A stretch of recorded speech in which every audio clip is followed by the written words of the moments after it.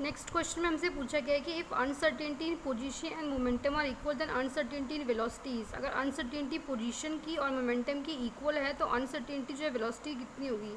अगर हम अपने हाइजेनबर्ग अनसर्टेनिटी प्रिंसिपल की बात करते हैं तो उसमें हमारे uncertainty in position and product of uncertainty in position and uncertainty in momentum जो है वो greater than equal to h/4π होता है। हमें क्वेश्चन में बोला गया कि अनसर्टेनिटी पोजीशन की और मोमेंटम की इक्वल है।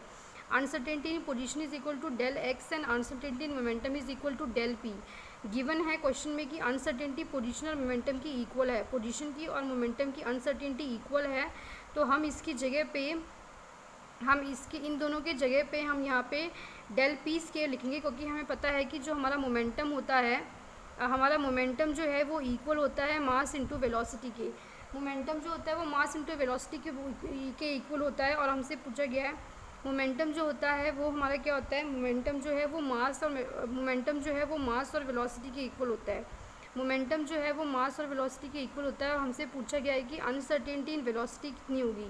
हमसे पूछा गया है कि अनसर्टेनिटी इन वेलोसिटी कितनी होगी, तो हम इसे दोनों को जो है हम इसको रिप्लेस कर देंगे। हम इसको मोमेंटम के स्केयर से इक्वल रख देंगे, greater than equal to h/4π हो जाएगा। मोमेंटम जो है हमारा मास और वेलोसिटी का स्केयर हो जाएगा, greater than equal to h/4π हो जाएगा। हमसे पूछा गया uncertainty in velocity. Uncertainty in velocity के इसमें जो ये स्केयर है ये इधर आ जाएगा। तो अगर ये यहाँ पे स्केयर आता है तो यहाँ पे 4 जो है 4 का अगर हम रूट लेते हैं, जब भी कभी हम 4 का रूट लेते हैं तो वो इक्वल टू जो है 2 आता है।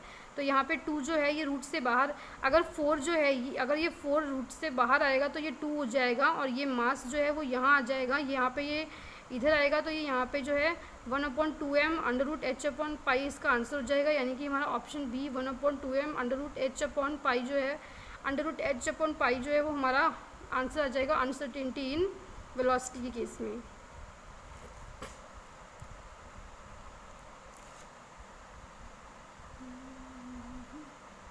नेक्स्ट क्वेश्चन में हमें बोला गया है कि the mass of electron is 9.11 into 10⁻³ kg, Planck's constant is 6.626 into 10⁻34 joule second. हमसे पूछा है कि uncertainty involve in the measurement of velocity with in a distance of 0.1 angstrom. इससे पूछा गया है कि हमें फाइंड आउट करनी है अनसर्टेनिटी इन वेलोसिटी। 4 ऑप्शन हमें दे रखे हैं, प्लैंक्स कॉन्स्टेंट दे रखा है, मास दे रखा है,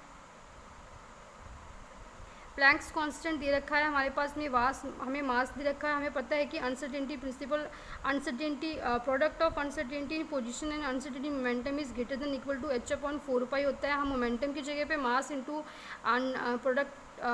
इंटू अनसर्टेनिटी इन वेलोसिटी हमें फाइंड आउट करनी है, मेजरमेंट हमें करनी है कि कितनी हमारी वेलोसिटी के अंदर में अनसर्टेनिटी आई हुई है। तो हम इसको रीअरेंज करेंगे, हमें uncertainty in velocity find out करनी है जो कि ग्रेटर देन इक्वल टू हो जाएगा। हम प्लैंक्स कांस्टेंट की वैल्यू रख देंगे, पाई की वैल्यू रख देंगे 3.14। हमें यहाँ पे दे रखा है डिस्टेंस दिया हुआ है, पोजीशन दे रखी है हमें 0.1 एंगस्ट्रॉम, 10⁻10 मीटर एंगस्ट्रॉम की वैल्यू रख देंगे। और हमें यहाँ पे जो है यहाँ पे हमारे पास में मास हमें दिया हुआ है, इसकी वैल्यू हम पुट कर देंगे। हमें पोजीशन दी हुई है 0.1 एंगस्ट्रॉम, मास हमें इलेक्ट्रॉन का दिया हुआ है, अनसर्टेनिटी हमसे पूछी गई है प्लैंक्स कांस्टेंट की, और पाई की वैल्यू पुट करेंगे।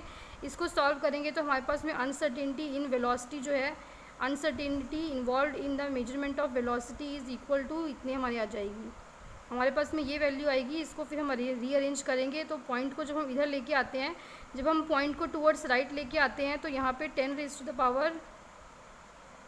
10⁻⁻1 2 3 -3 से हम इसको मल्टीप्लाई करेंगे तो 10⁵ हमारा आंसर आ जाएगा, जो कि हमारा ऑप्शन ए है। तो हमारा ये वाला ऑप्शन जो है ये राइट हो जाएगा। नेक्स्ट क्वेश्चन में हमसे पूछा गया है कि the uncertainty in the momentum of an electron हमें दे रखी है, हमें मोमेंटम में अनसर्टेनिटी दे रखी है। हमसे पूछा गया है कि uncertainty in its position will be, हमें प्लैंक्स कांस्टेंट की वैल्यू दे रखी है, हमें 4 ऑप्शंस दे रखे हैं। हमें पता है कि हाइजेनबर्ग का अनसर्टेनिटी प्रिंसिपल क्या होता है, product of uncertainty in position and momentum is greater than equal to h/4π होता है।